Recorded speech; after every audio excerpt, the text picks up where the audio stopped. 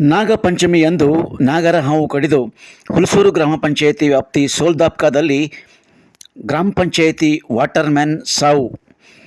ನಾಗರ ಹಾವು ಕಡಿದು ಗ್ರಾಮ ಪಂಚಾಯಿತಿ ವಾಟರ್ಮ್ಯಾನ್ ಸಾವಿಗೀಡಾದ ಘಟನೆ ಹುಲಸೂರು ಗ್ರಾಮ ಪಂಚಾಯಿತಿ ವ್ಯಾಪ್ತಿಯ ಸೋಲ್ದಾಪ್ಕಾದಲ್ಲಿ ನಾಗರ ಪಂಚಮಿಯಂದು ಸೋಮವಾರವೇ ಸಂಭವಿಸಿದೆ.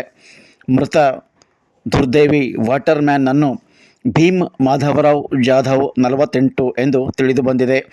ಗ್ರಾಮದ ಹೊರವಲಯದ ಹಾಲ್ಹಳ್ಳಿ ರಸ್ತೆಯಲ್ಲಿ ಇರುವ ಮಹಾದೇವ ಮಂದಿರ ಹತ್ತಿರದ ನೀರಿನ ಟ್ಯಾಂಕರ್ನ ಕೆಳಗೆ ನೀರು ಬಂದ್ ಮಾಡಲು ಹೋದ ಸಂದರ್ಭದಲ್ಲಿ ಅವರಿಗೆ ಹಾವು ಕಡಿದಿದ್ದು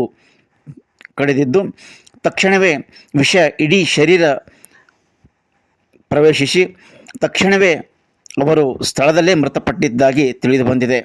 ವಿಷಯ ತಿಳಿದ ಕ್ರೈಮ್ PSI ಪಂಡಿತ್ ಹಾಗೂ ಸಿಬ್ಬಂದಿಯವರು ಸ್ಥಳಕ್ಕೆ ಭೇಟಿ ನೀಡಿ ಪರಿಶೀಲನೆಯನ್ನು ನಡೆಸಿದ್ದಾರೆ. ಈ ಕುರಿತು ಹುಲಸೂರು ಪೊಲೀಸ್ ಠಾಣೆಯಲ್ಲಿ ಪ್ರಕರಣ ದಾಖಲಿಸಿಕೊಳ್ಳಲಾಗಿದೆ ಎಂದು ಪೊಲೀಸ್ ಮೂಲಗಳಿಂದ ತಿಳಿದು ಬಂದಿದೆ.